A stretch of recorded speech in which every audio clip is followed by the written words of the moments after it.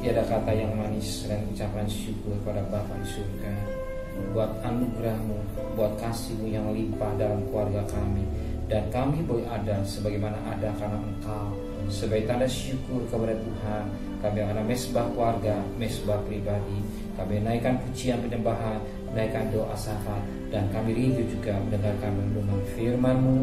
Urapi hamba-Mu, urapi kami yang mendengarkan. Roh Kudus, lembutkan hati kami, sehingga butir firman-Mu menjadi berkat buat kami. Haleluya. Amin. Shalom. Pagi, mari kita membaca Yeremia pasal yang ke-21. Yeremia pasal 21 ayat 11 sampai ayat yang ke-14. Yeremia pasal 21 ayat 11 sampai 14. Nubuat melawan Raja Yehuda. Kepada keluarga Raja Yehuda, dengarlah firman Tuhan.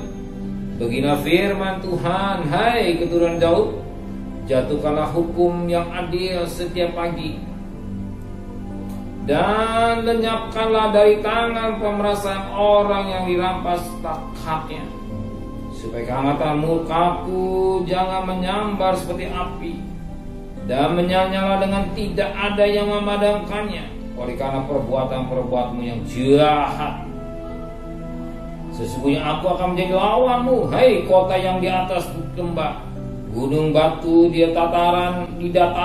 Demikian firman Tuhan, hei kamu yang berkata, siapakah yang berani turun kepada kami, dan siapakah yang berani masuk ke tempat perteduhan kami?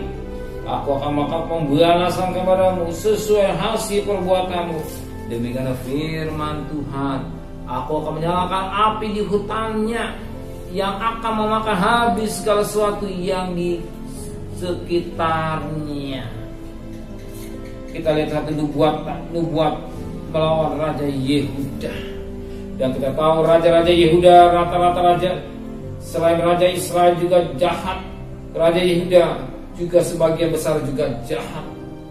Suatu nubuatan yang akan digenapi. Dikatakan dalam firman Tuhan, begina pada ayat yang ke-11, begina 12, begina firman Tuhan, hai keturunan Daud, jatuhkanlah hukum yang adil setiap pagi. Jatuhkanlah hukum yang adil setiap pagi, lepaskan dari tangan pemerasan orang yang dirampas hati. Jatuhkanlah hukum yang adil setiap pagi. Setiap pagi, ya, hukum yang sesuai dengan kehendak Tuhan. Sesuai dengan kehendak Tuhan. Kalau dia melakukan yang tidak sesuai dengan kehendak Tuhan, dia harus tanggung pembalasan daripada Tuhan. Sebagaimana pada ayat 14, aku akan melakukan pembalasan kepadamu sesuai dengan hasil perbuatanmu. Demikian firman pada pagi hari. Sebelum seorang aktivitas lain, carilah firman Tuhan. Ketika cari firman Tuhan, ada pimpinan Roh Kudus, hidup saudara, hidup kita serahkan semua dalam pimpinan Roh Kudus. Sebagaimana Roma 8 ayat 14, anak Allah hidup pimpinan Roh Kudus.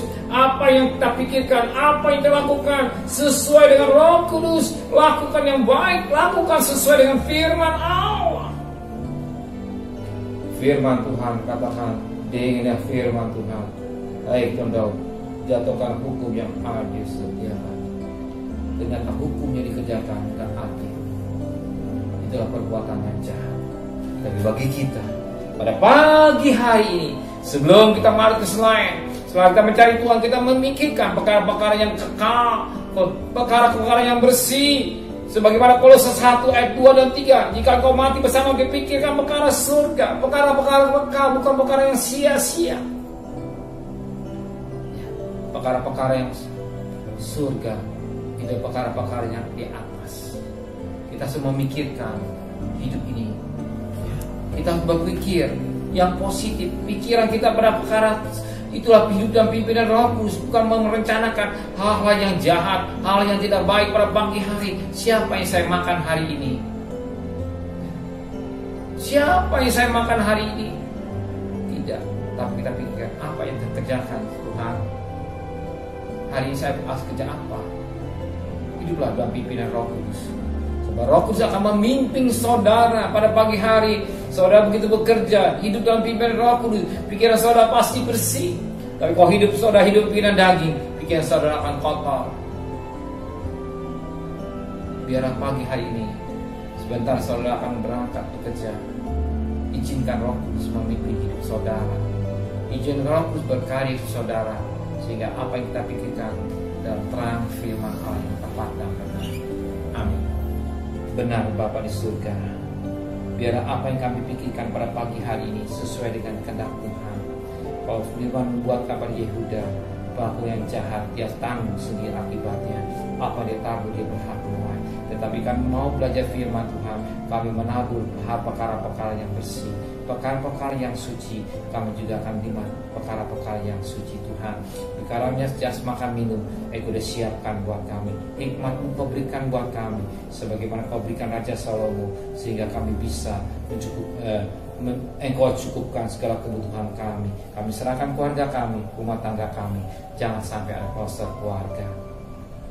Kembalikan kami besok pagi dan tubuh yang sehat dan menghadap Tuhan kembali.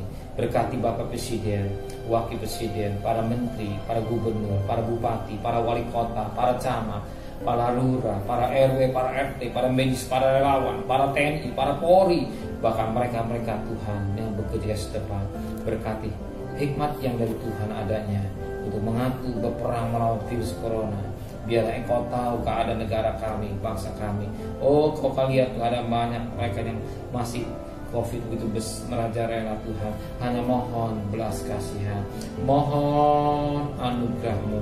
Bagi Engkau terlalu mudah kalau Engkau buang ke tepi laut. Hanya Tuhan, hanya belas kasihan-Mu terjadi buat bangsa kami Indonesia.